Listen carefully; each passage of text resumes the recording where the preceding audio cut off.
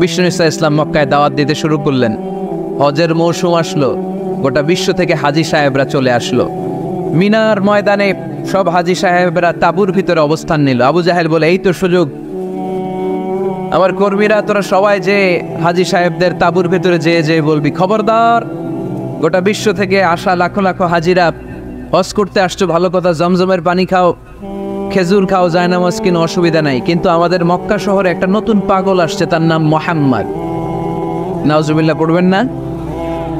নতুন পাগল এসেছে, নতুন জাদুকর, নাম কি? মুহাম্মদ সাল্লাল্লাহু আলাইহি ওয়াসাল্লাম। তোমরা হজ করতে এসেছো, হজ করো, জমজমের পানি খাও, খেজুর খাও, কিন্তু মুহাম্মাদের কাছে যেও না। তার জাদু, তার magician power, it's not a simple magic, এটা সাধারণ ম্যাজিক নয়। তার কথা শুনলে বাপ ছেলের সম্পর্ক ছিন্ন হয়ে যায়, তার কথা শুনলে মা মেয়ের সম্পর্ক সেপারেট হয়ে যায়, তার কাছে গেলে স্বামী তার স্ত্রীকে ছিন্ন করে দেয়। খবরদার, তোমরা হজ করে ডিরেক্টলি নিজ নিজ এলাকায় দেশে ফিরে যাবা, এই জাদুকরের কাছে যেও। আচ্ছা, আপনারা বুঝে শুনে উত্তর দেন। এই যে হজের মৌসুমে লক্ষ লক্ষ মানুষ হজ করতে এসে মিনার তাঁবুতে অবস্থান করতেছে, এদের একটা লোকও কি বিশ্বনবীর নাম জানতো? কথা বুঝে নাই বোধহয়। এই হাজী সাহেবরা যারা আসছিল লক্ষ লক্ষ, ওই টাইমে একজনও কি বিষ্ণু ঈসা ইসলাম, ওনার নাম যে মুহাম্মদ, এই নামটা জানতো? আবু জাহেলের এই অপপ্রচারের মাধ্যমে প্রথম জানতে পারলো, ঠিক কিনা? এরপর প্রথম জানার পরে মনে মনে কয়, কি রে, জীবনে তো এত বড় জাদুকরের নাম শুনি নাই, জীবনে তো এই মুহাম্মাদের নাম শুনি নাই, কি জাদু দেখায়, হজ করি আর না করি জাদু দেখে যাবো। কথা বলেন। এর কারণ আল ইনসানু হারিসুন আলা মা মুনিআ, মানুষকে যেটা নিষেধ করা হয় বেশি, মানুষ এটা করতে চায় বেশি। সবাই নিয়ত করে ফেলাইছে, হজের পরে এই মুহাম্মাদের সাথে দেখা না করে আমরা এলাকায় ফিরবো। সবাই এবার দলে দলে বিষ্ণু ঈসা ইসলামকে খুঁজতেছে। সুবহানাল্লাহ পড়বেন না? বিশ্বনবীর বাড়ির সামনে মানুষের বিশাল লাইন। আবু জাহেল কয়, সর্বনাশ, চাইছিলাম কি আর হইল কি, করতে চেয়েছিলাম অপপ্রচার, ওইটারে আল্লাহ বানায় ফেলছে কি প্রচার। আল্লাহ বললেন, তোরা আফসোস করছিস যে কেন এই আয়াত নাজিল হয়েছে, আর তোরা স্পর্ধার সাথে বলছিস যে এই লোকের সুনাম সুখ্যাতি গোটা বিশ্বে কিভাবে ছড়াবে, তোদের অপপ্রচারকে আমি আমার নবীর প্রচার মাধ্যম বানিয়ে দিয়েছি।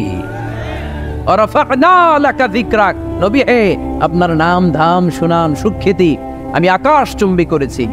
লোকজন বিশ্বনবীর সাথে দেখা করতে আসলো। দেখা করতে এসে বিশ্বনবীর নূরানি চেহারাটা দেখে সবাই পাগল হয়ে যায়। চাঁদের চেয়ে সুন্দর তুমি নবী আমার কমলিওয়ালা, চাঁদের চেয়ে সুন্দর তুমি নবী আমার কমলিওয়ালা, দু জাহানের বাদশাহ তুমি প্যারা নবী সাল্লে আলা, দু জাহানের বাদশাহ তুমি প্যারা নবী সাল্লে আলা, চাঁদের চেয়ে সুন্দর তুমি নবী আমার কমলিওয়ালা। সুবহানাল্লাহ পড়েন। বিশ্বনবীর নূরানি চেহারা দেখে প্রথম ধাক্কায় লোকজন বেহুশ। এসে দেখে কি নূরানি চেহারা, আমার পেয়ারা নবীর কি চমৎকার দাড়ি, কি চমৎকার বাবরি চুল, কি চমৎকার জুব্বা। জীবনে এত সুন্দর সুশ্রী পরিচ্ছন্ন মানুষ তারা জীবনে দেখে নাই। তারা বলে, আবু জাহিল্লাই কইছি কি, দেখি কি। কোনদিন কশ্চিন কালেও এই লোকটা পাগল হতে পারে না, কারণ পাগলের চুল থাকে উস্কো খুস্কো। এলাকায় পাগল আছে না, পাগলরা চুল আশ্রায়, উস্কো খুস্কো চুল। পাগলদের চুলের মধ্যে থাকে জট, জামার মধ্যে থাকে ময়লা, ছেঁড়া ফাড়া জামা পরে কি যেন বলে, তারা নিজেরাই জানে না। এমন কোনো কিছু মুহাম্মদের মধ্যে দেখা যায় না। আবার এই লোক কশ্চিন কালেও জাদুকর হতে পারে না, কারণ জাদুকররা মন্ত্র পরে বিড়বিড় করে, ঠিক কিনা? এই লোক তো মন্ত্র পড়ে না, বিড়বিড় করে না। এমন এক কিতাব থেকে এই লোকটা আমাদেরকে কথা শোনায়, তার কথা শুনলে হৃদয়টারে ঠান্ডা করে দেয় কে? বিশ্বনবীর বিরুদ্ধে অপপ্রচারকে প্রচার মাধ্যম বানিয়ে দিল কে? আল্লাহ বললেন, নবী হে, নো টেনশন, ওয়া রাফা'না লাকা যিকরাক, I have dignified your status. আকাশ বাতাস ছাপিয়ে, সাত আকাশ কাঁপিয়ে আমার আরশ পর্যন্ত আপনার মর্যাদাকে আমি সুউচ্চ করেছি। চিল্লায় পড়েন সুবহানাল্লাহ। হাইসুমা যুকিরতু যুকিরতা মাই, হাদিসে কুদসিতে এসেছে, কিভাবে আল্লাহ রাসূল সাল্লাল্লাহু আলাইহি ওয়াসাল্লামের নামকে সুউচ্চ করা হলো? আল্লাহ বলেন, নবী হাইসুমা যুকিরতু যুকিরতা মাই, যেখানেই নবী আমার নাম নেওয়া হবে, আমার পরপরই আপনার নামও নেওয়া হবে। আমরা যখন কালিমা পড়ে মুসলমান হই, কালেমার প্রথম বাক্যে ঘোষণা দেই আল্লাহ ছাড়া কোনো মাবুদ নাই, লা ইলাহা ইল্লাল্লাহ, আল্লাহর ছাড়া কোনো মাবুদ নাই, কোনো ইলাহা নাই। এই ঘোষণা যখন আমরা দিয়ে দেই, দ্বিতীয় বাক্যে পড়ি মুহাম্মাদুর রাসূলুল্লাহ। আপনি যদি শুধু পড়েন কালিমার মধ্যে লা ইলাহা ইল্লাল্লাহ, এটা হবে? তারপরে কি পড়তে হবে? তার মানে যেখানেই আমার আল্লাহর নাম, তারপরেই আমার নবীর নাম আছে না নাই? আবার যখন আমরা আজান দেই, আজানের প্রথম 4 বাক্য আল্লাহর বরত্বের ঘোষণা, তারপরের 2 বাক্য আল্লাহ যে আমাদের রব এটার সাক্ষ্য দেয়, তার পরের 2 বাক্যে বিশ্বনবীর উপর সাক্ষ্য দেয়া লাগে কি লাগে না? আবার আমরা যখন নামাজের আগে একামত দেই, নামাজের একামতেও বিশ্বনবীর নাম আছে না নাই? কথা বুঝতেছেন? আজানে বিশ্বনবীর নাম আছে না আল্লাহর পরে? কালেমার মধ্যে আল্লাহর পরে বিশ্বনবীর নাম আছে না? নামাজ শুরুর আগে একামতের আগে বিশ্বনবীর নাম আছে না নাই? আল্লাহু আকবার, আল্লাহু আকবার, আশহাদু আন লা ইলাহা ইল্লাল্লাহ, আশহাদু আন্না মুহাম্মাদার রাসূলুল্লাহ। সুবহানাল্লাহ পড়েন। যেখানেই আমার আল্লাহর নাম, ওখানেই আমার নবীর নাম আছে না নাই? এজন্য আল্লাহ বললেন, নবী টেনশন করবেন না, ওয়ারাফা'না লাকা যিকরাক, আপনার সম্মানকে আমি অনেক উঁচুতে তুলে ধরেছি। গোটা বিশ্বের আনাচে কানাচে সূর্য উঠবে, সূর্য ডুববে, কিন্তু আপনার নামের জিকির এক মুহূর্তের জন্য থামবে না। আলাম নাশরাহ লাকা সাদরাকা ওয়া ওয়াদা'না আনকা বিজরাক আল্লাযী আনকাদা যাহরাক ওয়া রাফা'না লাকা যিকরাক। সুবহানাল্লাহ পড়েন। আয়াতটা মুখস্থ করে নেন। ওয়া রাফা'না লাকা যিকরাক, আপনার সম্মানকে বাড়াতে বাড়াতে আমি আকাশ চুম্বি করেছি। এই পৃথিবীতে যত আসমানি কিতাব এসেছে, সব আসমানি কিতাবে বিশ্বনবীর নামকে তুলে দিয়েছে কে? আল্লাযী ইয়াজিদুনাহু মাকতুবান ইনদাহু ফিত-তিনদাহুম ফিত-তাওরাতি ওয়াল ইনজিল, তাদের কাছে যে তাওরাতের কিতাব এসেছে, ইনজিলের কিতাব এসেছে, ওই তাওরাত ইনজিলও বিশ্বনবীর নাম তুলে দিয়েছে কে? সাইয়েদনা আদম থেকে শুরু করে ঈসা আলাইহিস সালাম পর্যন্ত এই পৃথিবীতে যত আম্বিয়া আলাইহিমুস সালাম এসেছে, তাদের প্রত্যেকেই বিশ্বনবী যে এই পৃথিবীতে আসবে তার সুসংবাদ দিয়েছে। সুবহানাল্লাহ পড়েন। সব নবীরা বলেছে যে আমাদের সর্বশেষে এই সিলসিলাতুল আম্বিয়া, নবীদের যে চেইন, সর্বশেষ যেই নবীকে আল্লাহ তাআলা এই পৃথিবীতে পাঠিয়ে আম্বিয়া আলাইহিমুস সালাম পাঠানোর ধারাবাহিকতাকে আল্লাহ তাআলা কাট অফ করবেন, স্টপ করে দিবেন, ক্লোজ করে দিবেন, ওই নবীর নাম হচ্ছে মুহাম্মদ সাল্লাল্লাহু।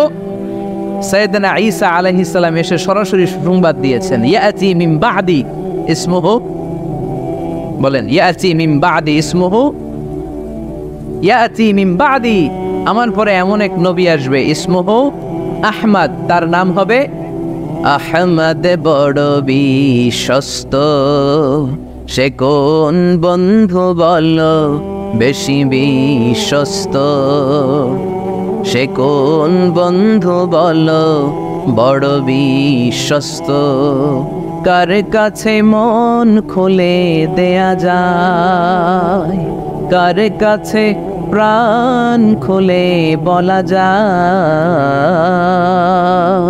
হওয়া যায় বেশি আশ্বস্ত, তার নাম আহমদ বড় বিশ্বস্ত। সুবহানাল্লাহ পড়েন। ইয়াতি মিন বাদি ইসমুহু আহমদ বড় বিশ্বস্ত। সুবহানাল্লাহ পড়েন। সাইয়েদনা ঈসা আলাইহিস সালাম এসে সরাসরি ঘোষণা দিলেন, আমার পরে এমন একজন নবী আসবে যার নাম হবে আহমদ, যার নাম হবে আহমদ। সবচাইতে বেশি প্রশংসা করেছে যিনি আল্লাহ তাআলার, এবং কিয়ামতের দিন লিওয়াউল হামদ, এই প্রশংসার পতাকা নিয়ে তিনি জান্নাতের দরজায় করা নাড়বেন, আর তিনি জান্নাতের দরজায় নক করার আগ পর্যন্ত কারো জন্য জান্নাতের দরজা খোলা হবে না। এজন্য আল্লাহ বললেন, আলাম নাশরাহ লাকা সাদরাকা ওয়া ওয়াদা'না আনকা বিজরাক আল্লাযী আনকাদা যাহরাক ওয়া রাফা'না লাকা যিকরাক। সুবহানাল্লাহ পড়েন। হে নবী আপনার মর্যাদাকে আমি বুলন্দ করেছি। তিনটা নেয়ামতের বর্ণনা যখন দিলেন, এরপরে আল্লাহ বিষ্ণু ঈসা ইসলামকে এলাকায় আজান কয়টায়? 45-এ। টাইম একেবারে শেষ না?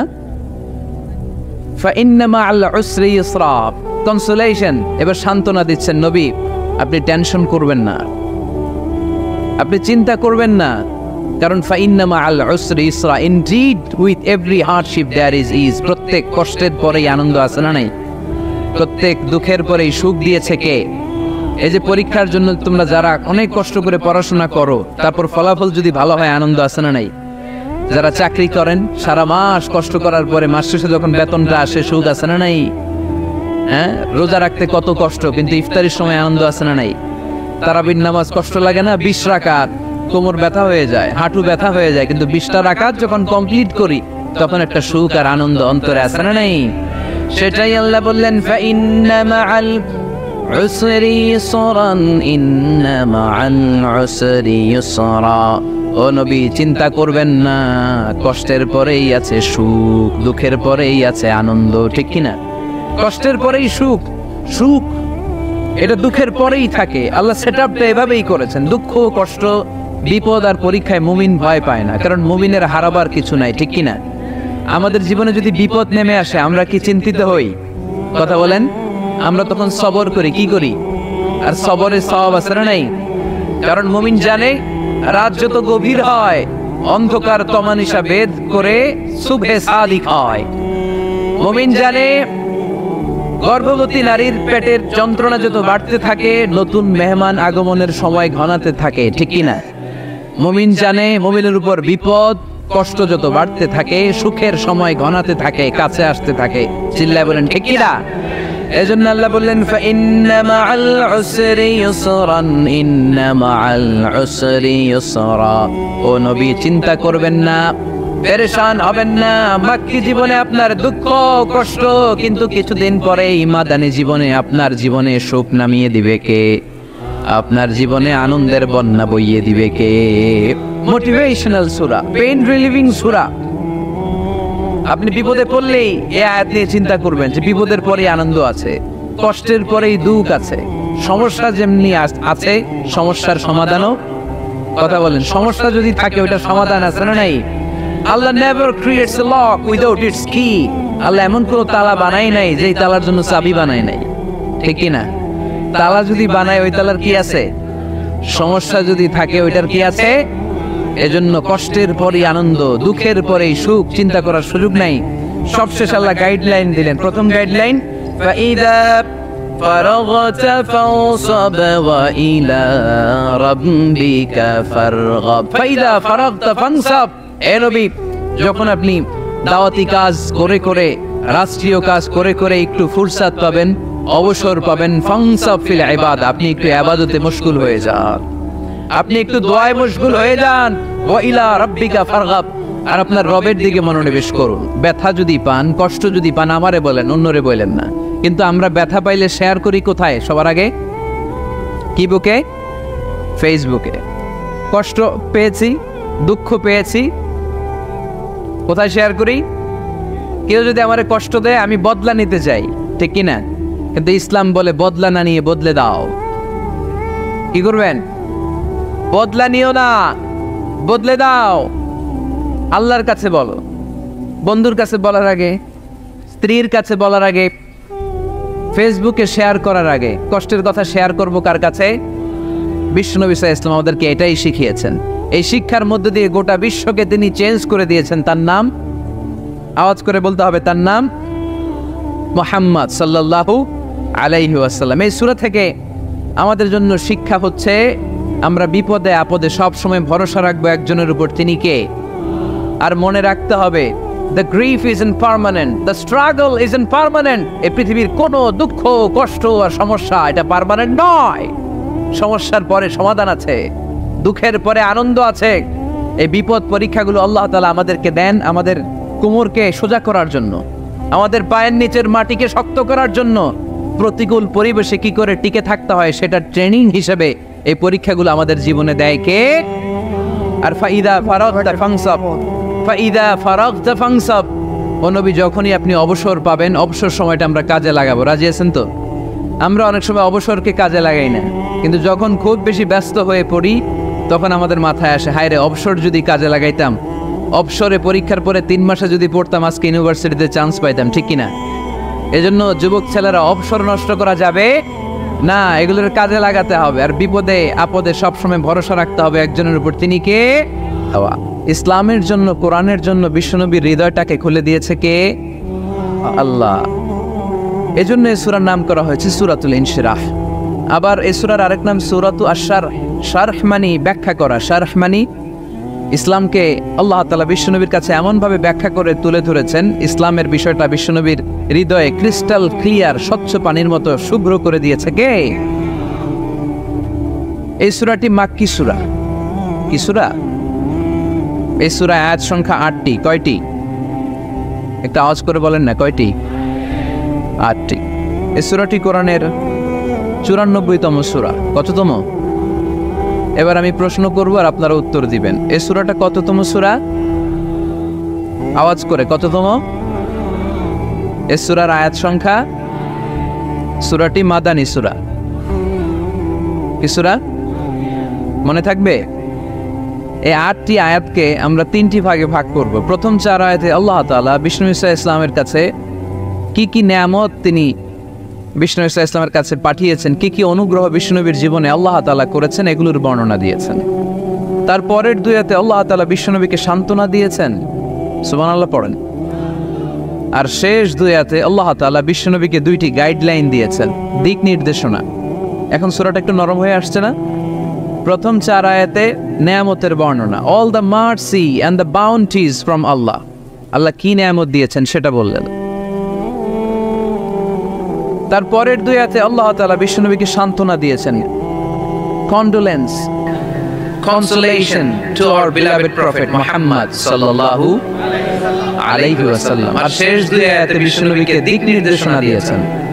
কথা শুনতেছেন? বুঝতে কষ্ট হচ্ছে না তো? প্রথম 4 আয়াতে নেয়ামতের বর্ণনা, দ্বিতীয় 2 আয়াতে সান্ত্বনা, শেষ 2 আয়াতে নির্দেশনা। প্রথম 4 আয়াতে নেয়ামতের বর্ণনা, পরের 2 আয়াতে সান্ত্বনা, শেষ 2 আয়াতে দিক নির্দেশনা। এই সংক্ষিপ্ত পরিসরে এগুলো নিয়ে আমি আপনাদের সামনে কথা বলবো, পড়েন ইনশাআল্লাহ। সূরাটার নাম আরো জোরে সবাই মিলে, ইটস এ পেইন রিলিভিং সূরা। এটা ব্যথা নাশক সূরা। সুবহানাল্লাহ পড়বেন না? আমাদের হৃদয়ে ব্যথা আছে না নাই? পেইন আছে না নাই? দুঃখ, জ্বালা, যন্ত্রণা, কষ্ট বেশি না কম? তাহলে এই সূরাটা পড়তে হবে না আমাদের? পেইন রিলিভিং সূরা, আমাদের ব্যথাকে নাশ করে দিবে, আমাদের দুঃখ কষ্টকে স্মুথ করে দিবে। এটা মোটিভেশনাল সূরা। কোরআনের 2টা সূরা লাগাতার মোটিভেশনাল, একটা সূরাতুদ দুহা আর একটা হচ্ছে সূরাতু আল ইনশিরাহ। প্রথম আয়াতে আল্লাহ বললেন, আলাম নাশরাহ লাকা সাদরাক, নবী হে, আমি কি আপনার হৃদয়কে উন্মোচিত করে দেইনি? আপনার কাছে সত্যকে কি আমি স্পষ্ট করে দেইনি? বিষ্ণু ঈসা ইসলাম 40তম বৎসরে অফিশিয়ালি নবী হলেন, কিন্তু আল্লাহর ইলমে তিনি নবী অনেক আগ থেকে। সাইয়েদনা আদম আলাইহিস সালাম যখন মাটি আর পানি, তখন থেকেই বিষ্ণু ঈসা ইসলামকে নবী হিসেবে ফাইনালাইজ করে ফেলেছেন কে? কিন্তু দুনিয়ার বুকে আল্লাহ রাসূল সাল্লাল্লাহু আলাইহি ওয়াসাল্লামকে আল্লাহ তাআলা নবী বানিয়ে পাঠিয়েছেন কত বছর বয়সে? সবাই বলেন, 40 বছর বয়সে। এই 40 বছর বয়স পর্যন্ত বিষ্ণু ঈসা ইসলাম খুব টেনশনে ছিলেন, চিন্তায় ছিলেন যে সত্যকে আমি কিভাবে পাবো। Professor Islam was the seeker of the truth. তিনি মহাসত্যের সন্ধান করছিলেন। কোথায় সত্য? চারদিকে শিরক, চারদিকে জুলুম, দুর্বলের উপর সবলের অত্যাচার, ওয়াদুল বানাত, জীবিত কন্যা সন্তানকে ওই সময়কালে প্রথিত করা হতো। ঐতিহাসিকরা যুগটাকে বলা হতো আইয়ামে জাহিলিয়াতের যুগ। এই যুগে বিষ্ণু ঈসা ইসলাম মানুষকে কিভাবে রক্ষা করবেন এই নিয়ে খুব টেনশনে ছিলেন। ইন দ্য মিন টাইম আল্লাহ তাআলা হেরা গুহাতে এমন এক আলোর বিচ্ছুরণ ঘটালেন, ওই আলোর নূরে, ওই আলোর ফোকাসে বিশ্বনবীর বুকের উপর চাপা থাকা জগদ্দল পাথরটাকে সরিয়ে দিল কে?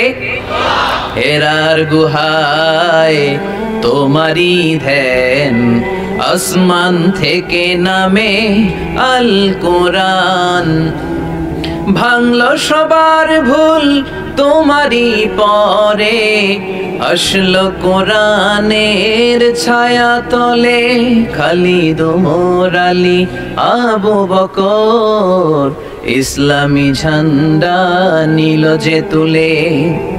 আল আমিন তুমি ছিলে যে সদা, সকল মানুষের তরে, হে রাসূল তোমাকে বলি আমি কেমন করে, হাজার ব্যথা বেদনার পরে।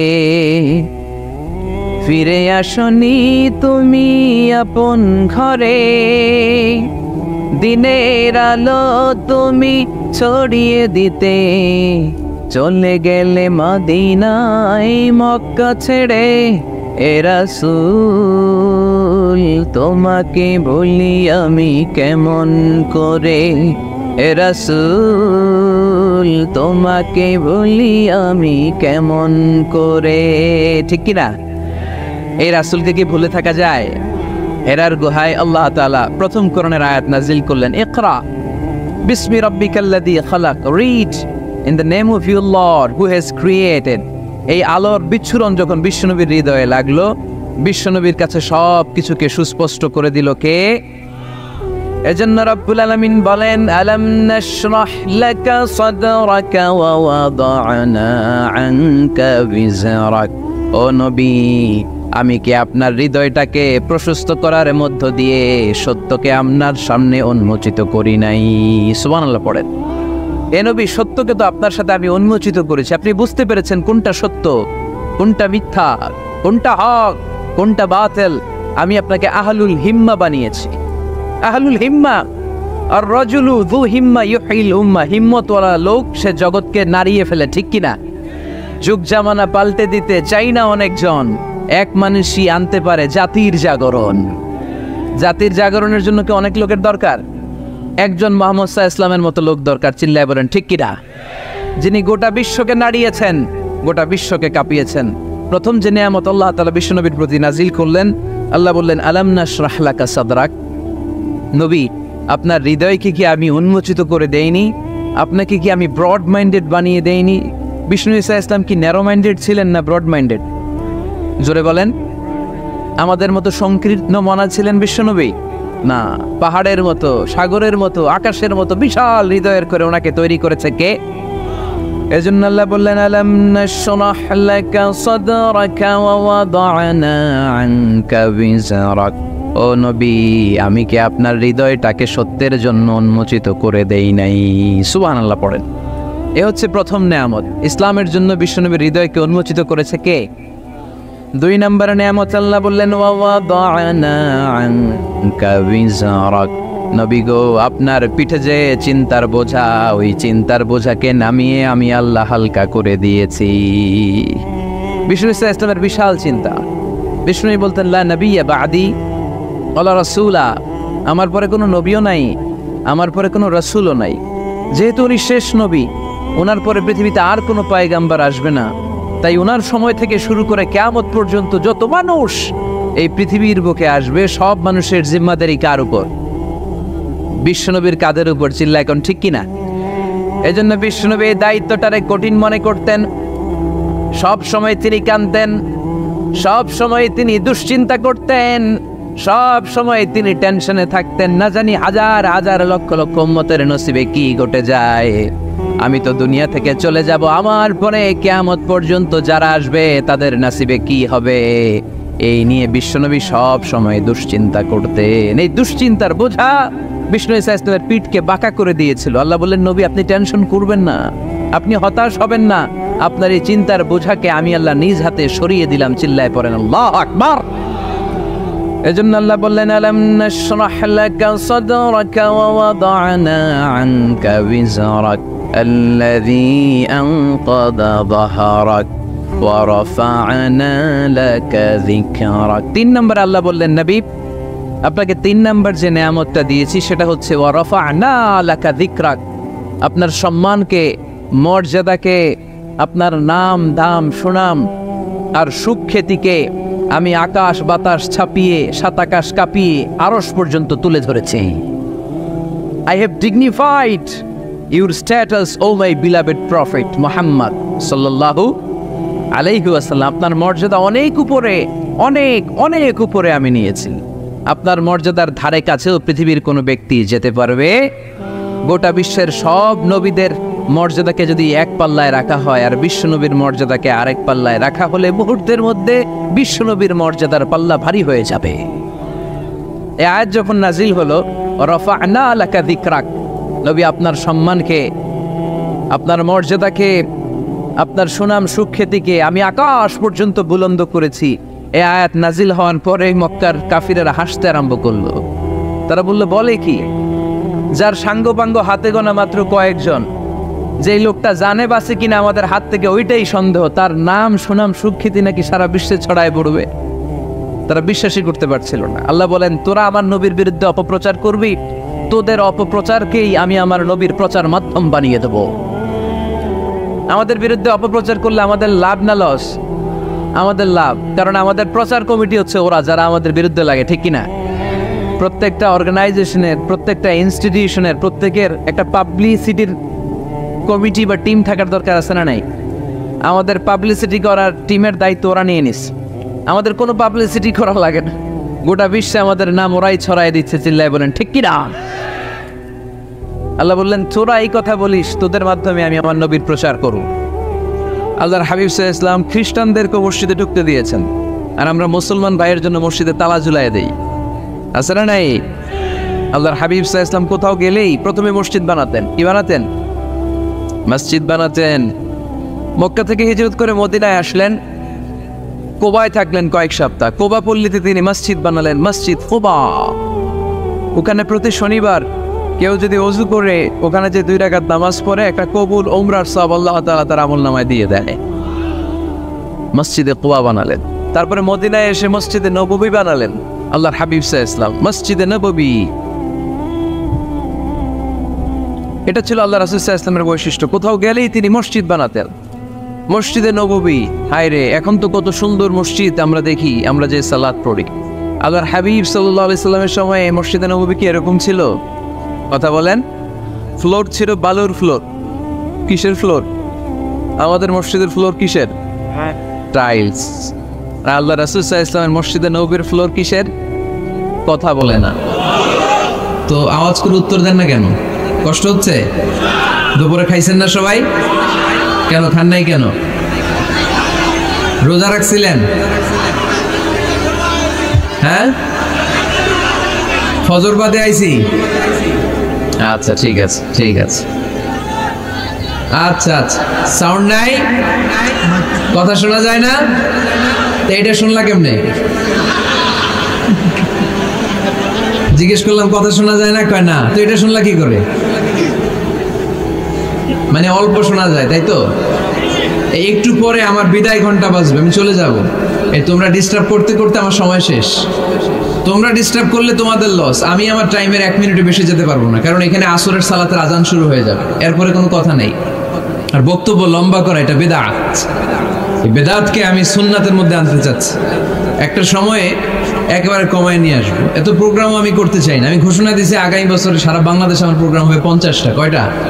50টা। এরপরের বছর 30টা, এরপরের বছর 20টা। বিভাগীয় প্রোগ্রাম করলেই চলবে আমার। এক এক বিভাগে যে 2 দিন 3 দিন খালাস।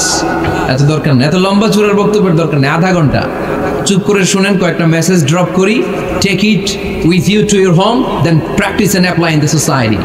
নিয়ে যান, আমল করেন, সমাজে কাজে লাগান। সমাজটা আলোকিত করে দিবে কে? খুতাবুকুম তাবিলা সালাওয়াতুকুম কাসীরা। আল্লাহর হাবিব সাল্লাল্লাহু আলাইহি ওয়াসাল্লাম বললেন, কিয়ামতের একটা আলামত, কিয়ামতের আগে তোমাদের বক্তব্য হয়ে যাবে লম্বা, সালাত হয়ে যাবে খাটো। সালাতের পরে তাসবিহ পড়তে চায় না লোকজন, ব্যস্ত, মহা ব্যস্ত, সুপার বিজি। কোত্থেকে আসলে এই ব্যস্ততা? আপনি রবের সাথে মুনাজাত, না যাই ইউনাজি মুনাজাত, আপনার রবের সাথে একাকী নীরবে কথা বলতে মনে চায় না আপনার? এত তাড়াহুড়ো কিসে? ধীর স্থির হন, একটু স্থির হন, একটু মনোদৈহিক প্রশান্তি অর্জনের চেষ্টা করেন। সব সময় ব্যস্ত, ধাক্কাধাক্কি, উচ্ছৃঙ্খলা, এগুলো আমাদেরকে শেষ করে দিয়েছে। এজন্য লম্বা চোরা বক্তব্য ঠিক না। বক্তব্য শুনতে আমাদের ভালো লাগে, আমল করতে ভালো লাগে না। বক্তব্যটা শেষেই সিগারেট ধরায়, আছে না নাই? মাহফিল শেষেই বিড়ি ধরায়, কয় চমৎকার ওয়াজ করছে হুজুরে। ওয়াজটা সেরকম হয়েছে, অনেক কণ্ঠ সুন্দর হুজুরের। এতদিন ইউটিউবে দেখছি, আজকে সরাসরি দেখাইছি, আছে না নাই? তো কি লাভ হয়েছে? লাভটা হয়েছে কি? এই যে মাহফিল শেষে বিড়িটা ধরাইলেন আর গেলেন, কোনো লাভ হয় নাই। এগুলো থেকে বেরিয়ে আসতে হবে। বছরের পর বছর আমাদেরকে শেখানো হয়েছে একভাবে, কেউ এই পরিবর্তনের আওয়াজ তোলে নাই। আওয়াজ আপনাকে তুলতে হবে। আওয়াজ তোলার জন্য এত মানুষ লাগে না, আপনি একাই যথেষ্ট। আপনি দাঁড়ান না সামনে, দেখবেন আপনার সামনে কেউ টিকে থাকতে পারবে না, ঠিক কিনা? কিন্তু আপনার শক্ত সিদ্ধান্ত লাগবে, পরিবর্তনের জন্য শক্ত মানসিকতা লাগবে, যে আমি পরিবর্তন করতে চাই। We have to change. যুগ জামানা পাল্টে দিতে চাই না অনেকজন, এক মানুষই আনতে পারে জাতির জাগরণ। এক মানুষই বিপদকালে বাঁচায় কাফেলায়, ক্ষুদ্র ডিঙ্গি বাঁচায় জাহাজ অসীম দরিয়ায়। এজন্য আপনার শক্ত সিদ্ধান্ত পারে আপনার মৌলভীবাজারটাকে দেশের শ্রেষ্ঠ জেলা, শ্রেষ্ঠ থানা হিসেবে আল্লাহর কাছে কবুল করতে, ঠিক কিনা? এজন্য লম্বা চূড়া আলোচনা ঠিক না, ছোটখাটো অল্প কয়েকটা মেসেজ নিয়ে যেতে পারলেই that's enough. One of the minor sign before the day of judgment, your Islamic lectures will be very longer and your salah 5 times a day will be shorter. কিয়ামতের আগে বক্তব্য লম্বা, নামাজ খাটো, তাসবিহ পড়ে না, ব্যস্ত, মহাব্যস্ত। এই মহাব্যস্ততা ছাড়েন, কোরআন সুন্নাহর দিকে ফিরে আসেন। বরকত দিবে কে? বিশ্বনবীর মসজিদে নববীর ফ্লোর বালুর ফ্লোর ছিল, আমাদের ফ্লোর টাইলস। আল্লাহর হাবিব সাল্লাল্লাহু আলাইহি ওয়াসাল্লামের মসজিদে বালি নিচে, এই বালিতেই নামাজ পড়তেন। বৃষ্টি হলে কাদামাটি হয়ে যেত, কাদামাটিতেই সেজদা করতেন। সেজদা করলে কাদার মাটি আল্লাহর হাবিব সাল্লাল্লাহু আলাইহি ওয়াসাল্লামের নাকে আর কপালে লেগে যেত। তিনি সালাম ফিরিয়ে সাহাবাদের দিকে মুখ ফিরিয়ে বসলে দেখতেন প্রতিটা সাহাবীর নাকে আর কপালে কাদার মাটি মিশে আছে। তার মানে প্রিয় নবী সাল্লাল্লাহু আলাইহি ওয়াসাল্লামের মসজিদে নববী ছিল কাঁচা, কিন্তু মুসল্লি ছিল পাকা। আমাদের মসজিদগুলা হয়েছে পাকা, কিন্তু মুসল্লি কাঁচা, ঠিক কিনা? ফজরের সালাতে মানুষ নাই। ইমাম সাহেব আছেন কে কে এলাকায়? দেখি ইমাম, মসজিদের ইমাম, মাশাআল্লাহ। আপনাদের এইখানে ওই মসজিদে ফজরের নামাজে কয় কাতার হয়? 5 জন 6 জন। কেনে এত কম? কেনে? হ্যাঁ, আসে না, আসতে চায় না লোকজন। তো এই যে 5-6 জন ফজরের সালাতে, কল্পনা করতে পারেন ফজরের সালাতে এত কম লোক। ফজরের জামাতে লোক যায় না, এটা একটা মহামারী।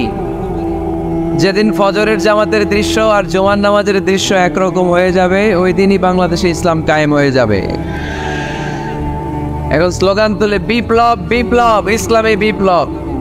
আর ফজরের সময় আমি কম্বলের ভিতরে, আছে না নাই? কোনো বিপ্লব হবে না। ফজরের নামাজ জামাতে পড়ুন, সকালটারে বরকতময় করে দিবে কে? আল্লাহর হাবিব সাল্লাল্লাহু আলাইহি ওয়াসাল্লামের মসজিদ ছিল সবার জন্য উন্মুক্ত, এখানে সবাই আসতে পারতো। এজন্য মসজিদ হবে সবার। আমরা মসজিদের আবাদকারী হতে চাই। এজন্য রাব্বুল আলামিন বলেন, ইন্নামা ইয়া'মুরু মাসাজিদাল্লাহি মান আমানা বিল্লাহি ওয়াল ইয়াউমিল আখির وأقام الصلاة وآتى الزكاة ولم يخش إلا الله فعسى أولئك أن يكونوا من المهتدين. سبحان الله পড়েন। রব্বুল আলামিন বললেন মসজিদের আবাদকারী হবে তারা যারা আল্লাহর প্রতি ঈমান আনে, আখিরাতের প্রতি ঈমান আনে, যারা সালাত কায়েম করে, যারা যাকাত আদায় করে, যারা দুনিয়ার কাউকে ভয় পায় না, ভয় পায় একজনকে, চিল্লায় বলেন তিনি কে? যাদের হৃদয়ে আছে আল্লাহর ভয়, তারা কবু পথ ভুলে যায় না। আল্লাহর প্রেম ছাড়া এই দুনিয়া কারো কাছে কোনো কিছু চায় না, ঠিক কিনা? তাহলে যারা মসজিদের আবাদকারী, এরা ভয় পায় একজনকে, চিল্লায় বলেন তিনি কে? মসজিদের আবাদকারীদের প্রথম গুণ, তারা আল্লাহে বিশ্বাস করে, তারা আখিরাতে বিশ্বাস করে, তারা সালাত কায়েম করে, তারা যাকাত আদায় করে, তারা আল্লাহ ছাড়া পৃথিবীর কাউরে ভয় পায় না। আল্লাহ বলেন ফাআসা উলাইকা আইয়াকুনু মিনাল মুহতাদিন, আশা করা যায় তারাই হলো হেদায়েতের রাস্তার উপরে আছে। ঠিক না? তারাই মসজিদের আবাদকারী, যারা মসজিদে যায় সালাত আদায় করে। এখন মসজিদের আবাদকারী আপনি হতে চান, আপনি মসজিদে যান না, আপনি আবাদকারী হতে পারবেন? মসজিদের অনেক সভাপতি আছে মসজিদে যায় না, আছে না নাই? মৌলভীবাজারে এই সমস্যা বোধহয় নাই। মসজিদের সেক্রেটারি মসজিদে যায় না, আছে না নাই? তাহলে হইলো, এটা হইলো, এটা মেনে নেওয়া যায়? এই জন্য সভাপতি সাহেব আপনি কষ্ট করে মসজিদ বানিয়েছেন, মসজিদে যাবেন। সভাপতি সাহেব আপনি মসজিদে যাবেন, সেক্রেটারি সাহেব আপনি মসজিদে যাবেন, তাহলে আপনি সঠিক মসজিদের আবাদকারী হবেন। ঠিক কিনা? আমরা মসজিদের আবাদকারী হতে চাই ইনশাআল্লাহ। পড়েন উমরানুল মাসাজিদ। মসজিদের আবাদ কি করে করতে হয়? মসজিদ আবাদ করার এক নাম্বার মাধ্যম হচ্ছে মসজিদ নির্মাণ করা। কি করা? নির্মাণ করা। খেয়াল করবেন, আল্লাহর হাবিব সাল্লাল্লাহু আলাইহি ওয়াসাল্লাম বলেছেন, মান বানা মসজিদান মিন মালিহি ফিদ দুনিয়া বানাল্লাহু লাহু বাইতান ফিল জান্নাহ। যে ব্যক্তি নিজের পকেটের টাকা খরচ করে দুনিয়াতে মসজিদ বানায়, আল্লাহ তাআলা তার জন্য জান্নাতে ঘর বানায়। 60টা জিনিস মানুষ মরে যাওয়ার পরে তার কবরে পৌঁছতে থাকে। ইন্না মিম্মা ইয়ালহাকুল মুমিন মিন হাসানাতিহি বা'দা মাউতিহি। মানুষ মরে যাওয়ার পরেও যে 60টা জিনিস তার কবরে পৌঁছায়, তার মধ্যে একটা হচ্ছে মসজিদান বানাহু। সে যে মসজিদ বানিয়ে গিয়েছে, ওই মসজিদের সওয়াব। সুবহানাল্লাহ পড়ে। আপনি টাকা দিয়ে মসজিদ বানিয়ে দিলেন, ওই মসজিদে মুসল্লিরা নামাজ পড়ে, রোজাদাররা এসে ওখানে ইফতার খায়, তাহাজ্জুদ আদায়কারীরা তাহাজ্জুদ পড়ে, তাদের সওয়াবের কমতি হবে না, কিন্তু তাদের সওয়াবের একটা পার্সেন্টেজ সওয়াব যে ব্যক্তি মসজিদ বানালো তার আমলনামে আল্লাহ ঢুকিয়ে দেয়। এজন্য বেশি বেশি মসজিদ বানাতে রাজি আছেন তো? তাহলে মসজিদ আবাদ করার প্রথম মাধ্যম হচ্ছে মসজিদ বানানো। 2 নম্বর মাধ্যম হচ্ছে মসজিদে যে জামাতে সালাত আদায় করা। জামাতে সালাতুল জামাআ তাফদুলু সালাতাল ফাজরি বি27 দারাজা। ঘরে নামাজ পড়লে একা একা পড়লে যেই সওয়াব, জামাতে পড়লে 27 গুণ বেশি সওয়াব। সুবহানাল্লাহ বলতে পারলেন না? হে নামাজি আমার ঘরে নামাজে পড়ো আজ, দিলে মে তোমার চরণ তলে হৃদয় যায় নামাজ। হে নামাজি আমার ঘরে নামাজে পড়ো আজ, দিলে মে তোমার চরণ তলে হৃদয় যায় নামাজ। পড়েন আল্লাহু আকবার। তারপরে আল্লাহর হাবিব সাল্লাল্লাহু আলাইহি ওয়াসাল্লাম বলেছেন, খবরদার কবরের উপর মসজিদ বানিও না। কবরস্থান একদিকে, মসজিদ আর একদিকে। কিন্তু বাংলাদেশে মসজিদের সাথে কবর মিলানো আছে না নাই? ছোট্ট একটা মসজিদ, কিন্তু এত বড় বাবার কবর আছে না নাই? এগুলো করবেন না আপনি। আগে হবে মসজিদ, পরে কবরস্থান। যেমন মসজিদে নববী হয়েছে আগে, তারপরে বিশ্বনবীর কবর এখানে আছে না নাই? মসজিদে নববী প্রতিষ্ঠিত হয়েছে আগে, পরে বাকি কবরস্থান আছে না নাই? কিন্তু কোন আল্লাহর ওলির কবরস্থানের উপরে যদি মসজিদ বানান, তার উপর লাআনাত দিয়েছে কে? লাআনা রাসূলুল্লাহ আলাল ইয়াহুদ ওয়ান নাসারা ইত্তাখাযু কুবুর আমবিয়াইহিম মাসাজিদা। আল্লাহর রাসূলের লাআনত ইহুদি নাসারাদের উপর, কারণ ইহুদি আর নাসারাদের একটা খাসলাত, একটা বৈশিষ্ট্য ছিল, তারা তাদের নবীদের কবরের উপরে মসজিদ বানায় ফেলতো। এটা করা যাবে? এজন্য এলাকায় এলাকায় এই ঝামেলা, কবর আর মসজিদ হবে আলাদা। আবার মসজিদের কেবলার দিকে যেন কবরস্থান না হয়, তাহলে শিরক হওয়ার সম্ভাবনা আছে না নাই? খুব সাবধান। আল্লাহ সব মাফ করে, কিন্তু শিরক মাফ করে না। ঠিক কিনা? শিরক হচ্ছে মহাপাপ, সব পাপের বাপ। এজন্য আমরা সব করলেও শিরকের গুনাহ মুসলমান কখনো করতে পারে। এরপর আল্লাহর হাবিব বললেন, মসজিদকে পরিষ্কার পরিচ্ছন্ন রাখো। এটাও মসজিদের আদাব। মসজিদে আতর লাগিয়ে দেন, বাখর জ্বালিয়ে দেন। আপনাদের এই এলাকার মধ্যে তো বাখরের অভাব নাই, আগরের অভাব নাই, ঠিক কিনা? গতকাল প্রোগ্রাম ছিল কই? সুজানগর, আগরের রাজধানী। আগর চিনেননি আপনারা? হ্যাঁ, এই যে দেহনেল উদ পারফিউম, আপনাদের এই যে মাহতাব সাহেবের আল হারামাইন, এরপরে যে আজমল কোম্পানি, আপনাদের এই মৌলভীবাজার এলাকার এরকম অনেক কোম্পানি আছে দুবাই ভিত্তিক, গোটা বিশ্বে ওনারা ব্র্যান্ডিং করেছে। এগুলোর র ম্যাটেরিয়াল, কাঁচামাল যায় হচ্ছে আপনাদের মৌলভীবাজার থেকে। সম্মানিত ভাইয়েরা, মসজিদ পরিষ্কার পরিচ্ছন্ন রাখবেন, এই বাখুর জ্বালাবেন, দেহনেল উদ, এই পারফিউমগুলো ছড়িয়ে দিবেন। মসজিদের মধ্যে অনেক মসজিদে দুর্গন্ধ আছে না নাই? এই কার্পেটের মধ্যে ময়লা পরিষ্কার করেন। আল্লাহ হাবিব সাল্লাল্লাহু আলাইহি ওয়াসাল্লাম বলেছেন, খবরদার, আম্মা জান আয়েশা বর্ণনা করেন, আমার রাসূলুল্লাহ সাল্লাল্লাহু আলাইহি ওয়াসাল্লাম বিবিনাইল মসজিদ ফি দুয়ার ওয়া আন তুতাইয়াবা ওয়া তুনাযাফ, আমরা যেন এলাকা এলাকায় মসজিদ বানাই, মসজিদগুলোকে যেন পারফিউম দিয়ে, আতর দিয়ে সুগন্ধময় করে দেয়। বিশ্বনবী আদেশ করেছেন, সুবহানাল্লাহ পড়েন। এজন্য কোনো অপরিচ্ছন্ন মসজিদ থাকতে পারবে না। মসজিদের পাশ দিয়ে গেলে আতরের ঘ্রাণে আমোদ হয়ে লোকজন যেন বুঝতে পারে এটা আল্লাহর ঘর, মসজিদ। চিল্লায় বলেন ঠিক কিনা? এরপর আল্লাহর হাবিব সাল্লাল্লাহু আলাইহি ওয়াসাল্লাম বলেছেন, মসজিদের আরেকটা আদব হলো মসজিদকে অতিমাত্রায় ডিজাইন না করা। বেশি ডিজাইন করা যাবে না। এমন ডিজাইন করা যাবে না যে এটা মসজিদ বোঝাই যায় না। এত লাইটিং ফাইটিং করে, এটা কি মসজিদ না কমিউনিটি সেন্টার বোঝাই যায় না। আছে না? নাই আছে। এরকম যেন আমরা না করি সম্মানিত ভাইরা। বিশেষ করে মসজিদের সামনের দেয়ালে। কোন দেয়ালে? সামনের দেয়ালটা কেবলার দিকে যেই দেয়াল, এই দেয়ালটা হতে হবে ফ্রেশ, যাতে করে মানুষের দৃষ্টি আকর্ষণ না করে। প্রায় মসজিদের দেয়ালের মাঝখানে দেখবেন আপনি ক্যালেন্ডার ঝুলায় রাখে, আছে না নাই? মৌলভীবাজারের কি অবস্থা? এটা খবর আছে। তো এই যে ক্যালেন্ডার ঝুলায় রাখে, ওইখানে দেখবেন বিভিন্ন মসজিদের ছবি, এতিমখানার ছবি, মানুষের ছবি। তো মানুষ নামাজে পড়ে আবার ওগুলোও তাকায়, আছে না নাই?